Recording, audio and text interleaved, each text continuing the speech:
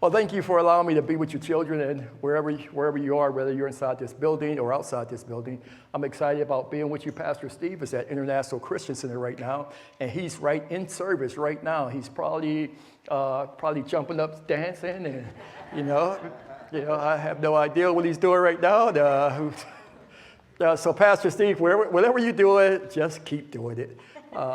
So again, I'm honored to be here. I brought Daryl with me, and my first experience was the first service was pretty unique for me because I've just never been in a scenario like that where I've never seen Mike and a pastor, Mike in a robe, So it was unique for me, but it was fun. I'll never go back again. No.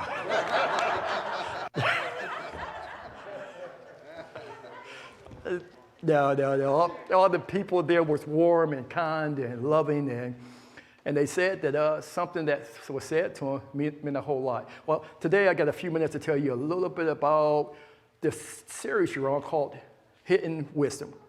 Now, I'm going to take you on a journey with me because over the last 35 plus years of my life, an old white gentleman who became like a spiritual father to me, Bishop John Mears, he told me about 35 years ago, hey, Tyus, if you want to have wisdom for the rest of your life, I want you to read Proverbs every day, all of your life, for the rest of your life. Well, 35 years ago, I started that. So every day for the last 35 years, 31 days in a month, most month, and I read it every day, vacation, no matter what. My wife said, why are you waking up doing it again? Because she said I would have wisdom if I would read it. So 35 years of it, I found out that wisdom was more than just what English dictionary says it is. In our English culture, wisdom is the gathering of information, knowledge, and understanding about something. Well, that's English. But because we have a Bible that's written in unique language like Hebrew and Greek, Aramaic, so in there, wisdom we're finding out is going to be more of something that's a little different than what we think it is. I'm a gatherer of information, as Mike knows. Going to college, I learned how to speed read. So I normally, for the last couple of years, about 20 years, I read like 6 to 7 books a day, just speed read. I just like information, like gathering information. I read everything. I mean, from chemistry, engineering, anatomy, physiology, anything you give me, I want to suck it up but I thought that was wisdom. Well, that wasn't wisdom. That was what we call our American culture, consumerism, taking things that you think you need that you may not ever need. The hidden wisdom that we're talking about today is something you need for the journey that you're on today. Now, whether you're an older, mature person here or a younger person or a child here, no matter what you are, that what I need you to say to yourself is that today what I learned is for me because I need it. All right, so for those up there in the sound booth, normally at International Christian Center, they've been around me long enough to know if I do certain things, just turn to the next slide, but you don't know that, so this is where we're going to do it. To get to the next slide, when I do, that means go to the next slide. Okay, all right, so ready? Want to practice?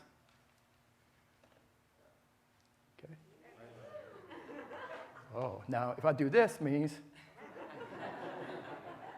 okay, so wisdom. J. Martin said it this way, wisdom opens the eyes both to the glories of heaven and to the hollowness of earth, the glories of heaven, the hollowness of earth. And so today we're looking at one scripture that we want to answer a question on this hidden mystery journey we're on. Ready? Okay. Good. Proverbs chapter 8, verse 1.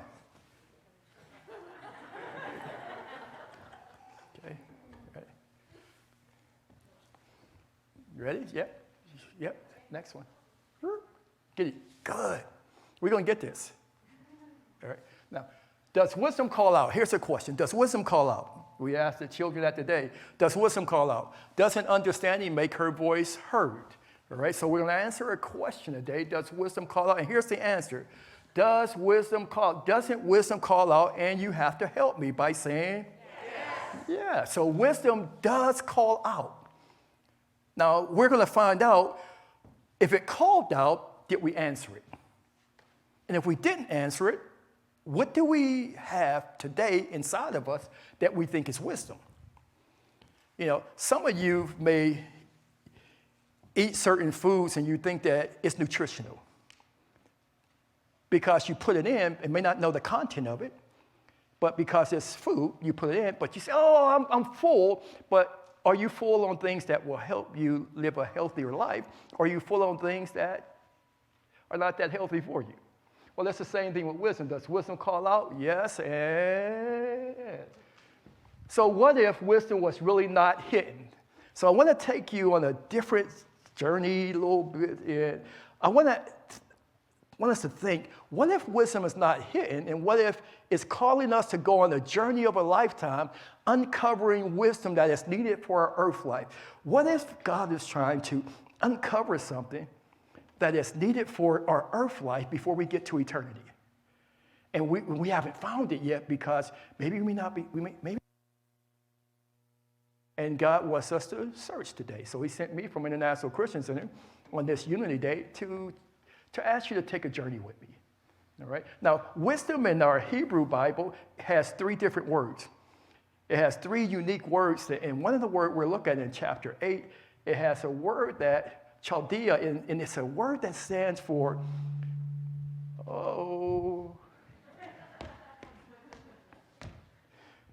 hi, table. All right, good. So we have a word, a Hebrew word, the one Hebrew word that stands for something like, I have a relationship with you, and because I have a relationship with you, I want to uncover something that you need for earth. So this word wisdom in the Hebrew that you're going to learn today is about God saying that I want to have a relationship with you to allow me to uncover hidden things about me that you'll need. Now, it's not the gathering of information, it's not the gathering of knowledge, it's not the gathering, it's you saying that she's been with me over 25 years of my life. I didn't know she goes to church here. She works for her and my dentist, Dr. Spangler. She worked for Dr. Spangler. Every time I came in, she would take care of me and my wife and my daughter and everybody in my family. And when I saw her, boy, it was like, wow, I have a white person I know.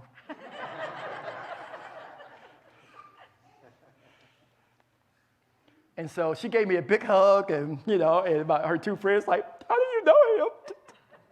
That strange person you're hugging.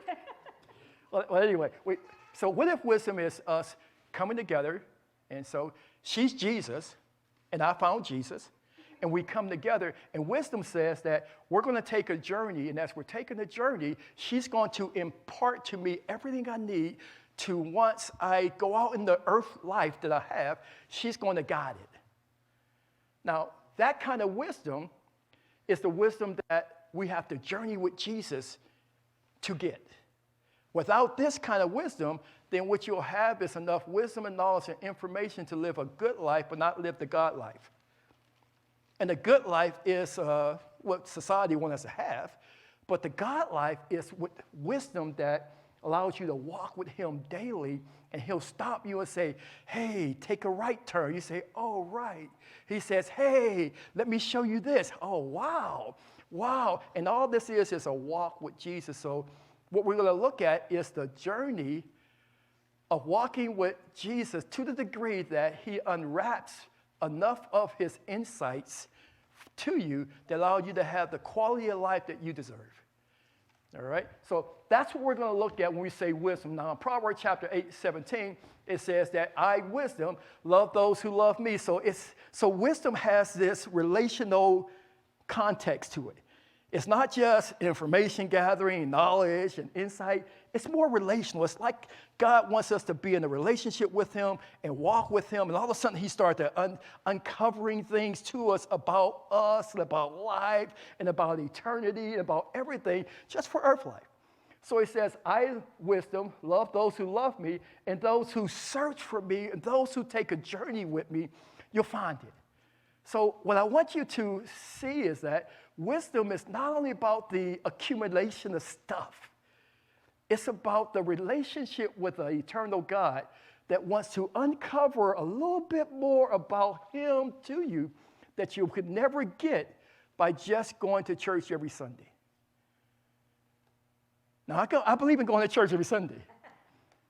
And I believe that you who are watching outside this building to watching every Sunday. But there's something a little different when he calls wisdom a relational term that connects us relationally and then unwraps himself to us so we can have the life that he wants us to have on earth and prepare us for eternity. That's what he's after when he says, journey with me to this not hidden place, but this relational place that I uncover me. So if my wife was here, she would say, well, if you want to take a vacation, what should we pack? Well, the same thing. I want to ask you, what should we pack on this journey to wisdom? Well, I'm going to show you what to pack on the journey to wisdom. So, what do we need for the journey? Number one, W. Okay. I love you. Yeah. What's your name? Did we fire people around here? No, we don't. All right. Love you too. Now, what do we take on the journey? Well, we take the w.i.s.d.o.m on the journey so we can now allow God, Jesus, to reveal to us the things he wants us to know for the life he wants us to have. All right? So the first thing we take is we take worship, the W. We take worship. Worship is something that's needed to connect you to the God that is a spirit. And he said in John 4:24, God is a spirit, and those who worship him must worship him in spirit and in truth. To get out of him what he wants to give you, he wants to know that it's coming from a place of worship. It's coming from when the keyboard was up here with the guitar player and they were leading us into a place of worship. That is a Sunday morning expression that has to be seen not Sunday morning, but Monday, Tuesday, Wednesday, Thursday, Friday, Saturday, so that worship allows you to connect with the God that wants to show you himself. So what we have to say, take with me on the journey, we have to take worship. You have to take this thing. Now, you may be outside the building, and you may just be sitting down watching us, but when they ask you to stand up and worship, what they're trying to do is say to you is that the relationship of worship, the relationship with the eternal God is dependent on your understanding of the need and the necessity of being a worshiper. It unlocks something. It's like my friend here. What's your name, sir? Okay, and that's your wife? Yes. Okay, beautiful wife. And to unlock her heart, he has to know what she needs. So if she says a diamond ring unlocks her heart, then he has to buy her a diamond ring, right? Yeah. You want a diamond ring? Okay. Okay, good. Well, if God, you want a diamond ring? Yeah. So the first thing we take with us, we take worship, all right? Now, because I'm a teacher, I'm an executive coach, I'm a motivator, and I travel around the country, and I do executive coaching for CEOs and corporations. So what I want you to do is help me. It's the way you can help me. As a teacher, I need to know that you got what I'm telling you, so you have to repeat it, okay? Ready? So you need to take W, and what is W? Man, this is a great church, Mike. Yeah, okay, this is a great church. Now, let's see if that's us. Boy, thank you. To get this journey, to take this journey to unlock the wisdom that God wants you to have for the earth life he wants you to have, then you have to take with you, you have to pack with you inner joy. Now, inner joy is not an emotional joy. An emotional joy is a temporal joy that only happens when you're happy. Inner joy is a strength, a spirit of strength inside of you that allows you to go through things but not be broken because of things. So with inner joy, it allows COVID to come, but COVID not to define our purpose and our destiny. It allows us to go through tough moments in life, but we get tougher because of the Christ in us. Inner joy. And so you have to take inner joy if you're going to take this journey. Paul told the Roman Christian, the Roman church, he said, now may the God of hope fill you with all joy and peace as you believe, so that you may overflow with hope and the power of the Holy Spirit. And so your journey and the journey to hitting wisdom, there'll be all kind of twists and turns and ups and downs. And I've never had a surgery in my entire life. I've been healthy most of my life. And so 2 weeks ago, I have a cataract surgery. And I didn't know at first. I said, oh, no, it's surgery. I'm too young for surgery. Oh. But not that twist and that turn, but the inner joy allows the surgery to happen without me being in a place that I can't move forward. I'm still on the journey of wisdom, and he's still revealing it. And even though I'm getting my eyes taken, surgery on my eye, yet still understand the inner joy allows me to go through stuff, but stuff don't break you. Okay? Because on the journey to unveiling wisdom, you're going to have some valleys and some mountains. And in there, you have to have enough inner joy that's not driven by emotion, but driven by truth. That's driven by the God that's in you that's saying, wow, I put joy in you so that you can have the joy of the Lord, which is your strength, when you don't feel like you can do it. All right? This kind of strength I needed. I grew up in the projects of Pittsburgh, Pennsylvania years ago, and in there I saw a lot of things that could have really stopped me from being the man that God would want me to be. So it was the inner joy that allowed me to manage the disappointments, the heartaches, and end up going to the University of Massachusetts on a full scholarship to be a neurosurgeon, a doctor, end up as a chemist and an engineer, and all of that other stuff. But it was the inner joy that I had in me that allowed me to go through the projects, but the projects never go through me. You see the difference when you have inner joy, you can journey and then God starts revealing to you a little bit more of what you need for the journey ahead of you. You were on the same page so far? Yep. All right. Now, W is, let's review. You need to take on the journey to hidden wisdom. W. Good. I. Oh, man, you got it. This is a smart group. All right. The S is right here is that to take this journey to hidden wisdom, we have to take with us self-control. You and I will have to take self-control. It's controlling you. You know, when COVID hit us, the refrigerator seemed like it called us all the time. It just called your name. It just said, Daryl, Mike. And in there was all kinds of yummies and gummies and stuff, and we were just eating, and we were out of control. And when we were out of control, we disconnected from the journey to fix that was missing. You see, self-control allows you to control you when everything else wants to define you. Without self-control, you're defined by what you do. With self-control, you can define your destiny by controlling what you do. You know, if you're a diabetic here, if you have some other kind of physical challenges, self-control keeps you living long enough to experience all that God wants to show you about you because of self-control. Without self-control, you can take the wrong foods, you can drink the wrong things, you can you can at the wrong places. Why would God want you to take self-control on this journey to unveiling all the stuff he wants you to know? It's just because he knows that without self-control, you allow other things to control you.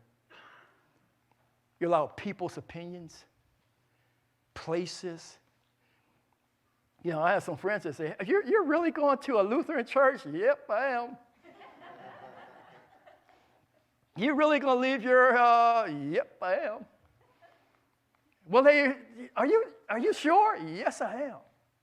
You see, self-control is a necessity to the journey because without self-control, you're allowing yourself to be controlled by things that's trying to control you. Self-control says that I know that the journey I'm on is important, so I can control what I need to control to make sure I don't cause the separation from Christ. Me, what I do. All right? In the first service, your organist, was she married? Yeah, she's pretty, right? Yep. And so I think I'm handsome, right? Yep. And so I went over to her to use her as an example. But you know what self-control? Self-control is allowing me to see the value of people without being out of control and hurting people. So I can hug my friend because self-control allows me to hug her without needing something else from her. You see, when we lack self-control, we disconnect from the source that's once it gives us the fullness of wisdom. So now, because I'm connected to Jesus, and we're on this journey of hidden wisdom, and see, now when he says, hey, let me show you how beautiful she really is. Now, wow, I didn't know. You used to take care of me. You used to sign me into the dentist's office all the time. You used to shoot me up and give me all. You used to make me get mad at you. Now I understand how beautiful you are, because with wisdom, you see something different. Without wisdom, all you see what she did for you instead of who she is. All right, so this journey we take, W is, I is, and S is. All right, thank you up there. 1 Thessalonians 5:8 says, but since we belong to the day, let us be self-controlled and put on the armor of faith and love and the helmet of hope and salvation. So we already know that self-control is a needed commodity, so we keep it. Remember, self-control is your asset, not your liability. Make it an asset, not a liability. Don't make self-control a liability. Don't let people tell you it's an asset. Keep it as an asset. It's valuable. It's a valuable commodity. All right, the next one. The D that we need to take with us is take a disciplined lifestyle with you. Wow, you mean a disciplined lifestyle? Yeah, you need a discipline. Why do I need a disciplined lifestyle? For Jesus to unveil the hidden secrets that he wants me to know about life and about all the things he wants to, the mysterious things he wants to reveal to me. Because without a disciplined lifestyle, your desires will determine where you end up at. You know, without a disciplined lifestyle, you can detour in your life and your destiny. You can detour places it shouldn't be. Discipline is not a bad word, ladies and gentlemen.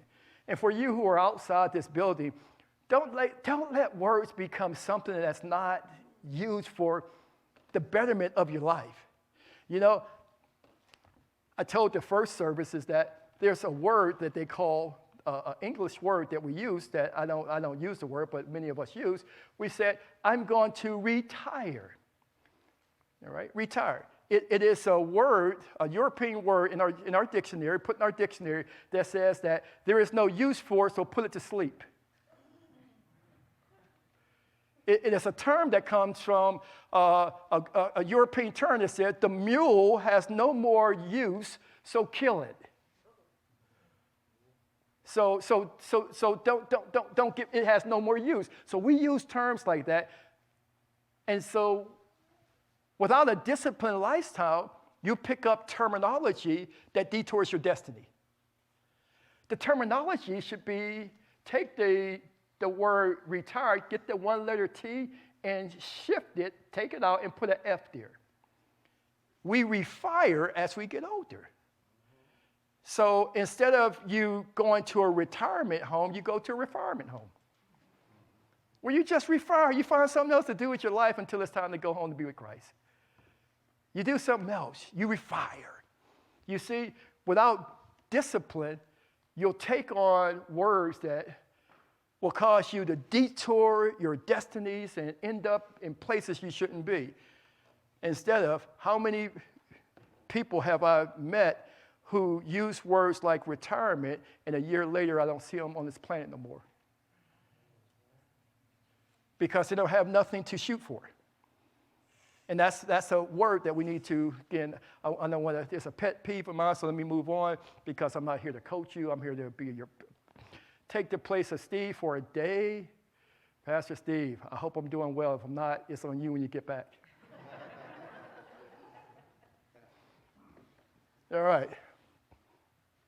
Paul tells the Corinthian church, he says this, instead, Paul, I discipline my body to bring it under strict control so that after preaching to others, I myself will not disqualify. The world is waiting for us to qualify Christ by our discipline. Okay? They need to see that we're disciplined enough that when it comes to racial challenges and racial tension, we're disciplined enough to allow us to be different, but not break our relationship because of our differences. My difference is the texture of my hair is a lot different than Mike's texture, but we're disciplined enough to allow differences. Disciplined enough to allow us to be different so we won't disqualify ourselves to a world that's saying, you are like us. You're so undisciplined. Because you're undisciplined, you're disqualified to speak any life to me. Our discipline allows us to qualify Christ to a world that's broken. They need to see that we're disciplined. Disciplined to love each other when the world say hate each other. Disciplined to forgive each other when the world say you can't forgive each other. Discipline allows us to have differences when the world said differences are bad. No. If God didn't want differences, he wouldn't have made us different. But we have to be disciplined enough to allow differences to have its place in our lives. All right, so the D. Ready, you ready? Let's go back over. You're packing your bags. You're packing your bags, and as you pack your bags, you're taking with you. You're taking what? You're taking W with you. And so when you take W with you, all right, we're taking W with us. And so W was what? And I was what? All right, so, okay, follow the yellow brick road. And so she's going on a journey with me to wisdom. So we're going. So we told her to take W. Now she's taking I. What else should we tell her to take? Self-control. You take self-control. Stay right here. Don't move.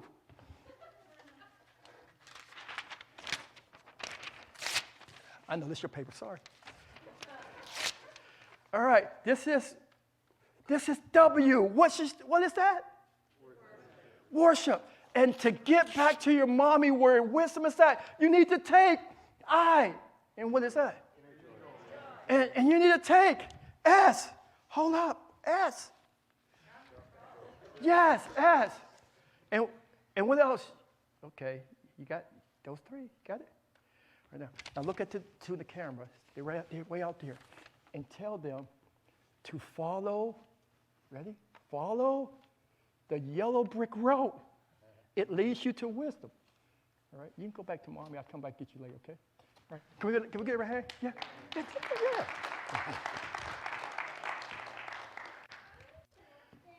All right. The O that we're taking, we're on this unbelievable journey to find, to unlock wisdom in the relationship with Jesus. And he tells us to take obedience. Obedience is a Greek word called hupokeo. Hupokeo means that I attentively listen to you so I can know what to do. All right? That's what obedience. Now, in our culture, obedience is to do. Now, obedience is stand up. Now, why did he stand up? Because he did what? Right. Now, sit down. All right. Now, how many times you tell your children, make the bed up? And they don't make the bed up, right? So you go in there, you said, why didn't you make the bed up? Well, what they say is that I did not hear you. So when we say take obedience, we're saying that take hearing what God says seriously, and then to know that it's obedience is when you do it. All right? So what I'm saying is that if you're going to take this journey, you have to listen really close enough to know that when he says, stand halfway. Stand all the way up. Turn around. Simon says, sit down. No, Jesus didn't say it. Simon said it. Now listen. Now, because he's on a journey with Jesus, if he was really journeying to get all the things that Jesus wanted him to have and the insight, then he would know that obedience is listening to the right voice and doing what the voice says instead of what the world says. Because anyone can talk to him, and he can now think that he's obeying God, but obeying God is not only hearing God, it's doing what you heard. And disobedience is hearing it and saying, I won't do it. So what if I tell you that we live a partial obedient culture that says that I heard you, but I won't do it. Not knowing that partial obedience is whole disobedience.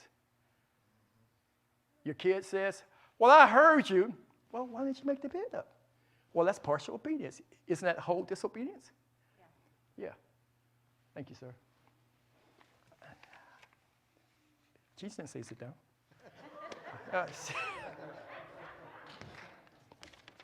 All right, so we take obedience. We take hupokeo with us. We take attentively listen to the voice of God, all right? So we got W. We got what's W? Okay. Hey, my friend, come back up. You got a little, hurry up. Hurry. My time. Look, I'm on Lutheran time. You know, Lutheran time is only 15 minutes. I can't talk for 15. So we got to give her an O, and O is we're going to give you something else to take. And what is O for her to take? Yeah. All right, take that. All right, see you. Go. All right. All right. 1 Peter, since you have purified yourself by your what? By your obedience to the what? To the truth, so that you show sincere brotherly love for each other from a pure heart and love one another constantly, all right? So we know that we need obedience, all right? Next one. The M, and as we close out our time, the M is live in the moment. All right? My friend, I need you again.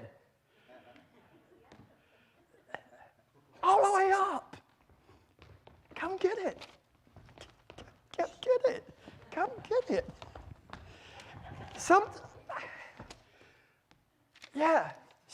She has to learn to live in the moment. The moment with me was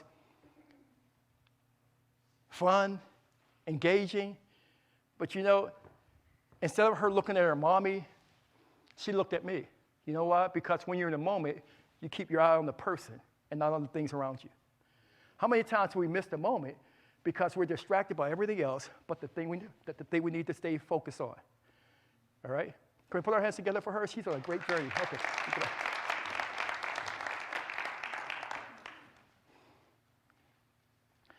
Jesus said it like this, therefore don't worry about tomorrow because tomorrow will worry about itself. Each day has enough trouble for its own.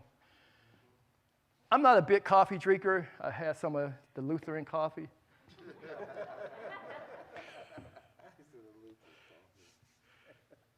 But my wife is a big coffee drinker, and every morning she fills the atmosphere of our home with the brewing smells of coffees.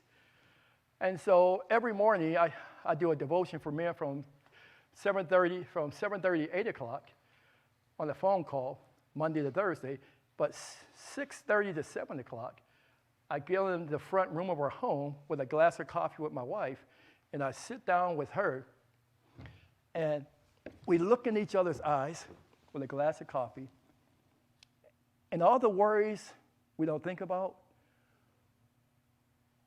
the 4 boys and the 1 girl are children, the 17 grandchildren,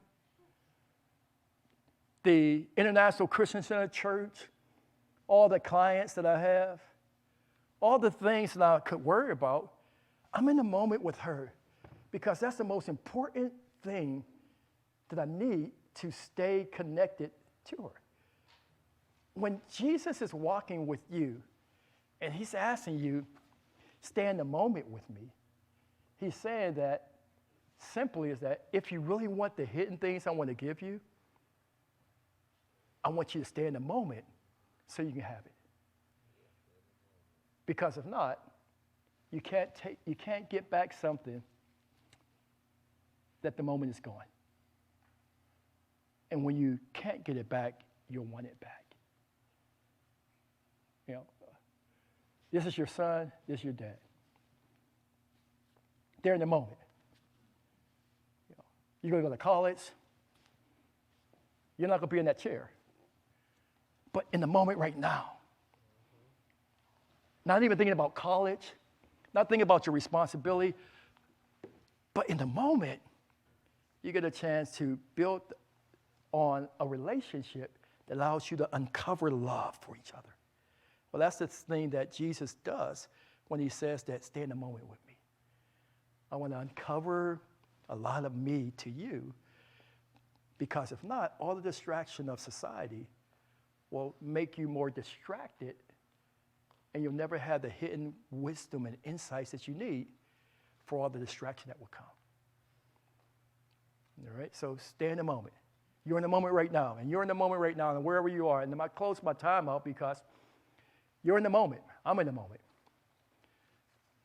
And this last statement that you'll get is a question I think is important for us. If wisdom is calling us, and I think it is, because our 2 little friends and our 4 little friends told us earlier that wisdom is calling us. Yes, they told us that, so we should believe them. If wisdom is calling us, then what are we waiting for? Let's just go for it. Let's go. Let's see what's out there. Let's see as we walk hand in hand with Jesus day by day, and he's unveiling things to us and showing us, and our eyes are opening, and we're like little kids that can't. He's like, what, really? Wow, wow, Jesus, oh, really? What? Yeah, oh, come on, Jesus, wow, really? Yeah. Why didn't you tell me that before? Because you didn't have w.i.s.d.o.m and Pastor Tyus didn't come to your church yet.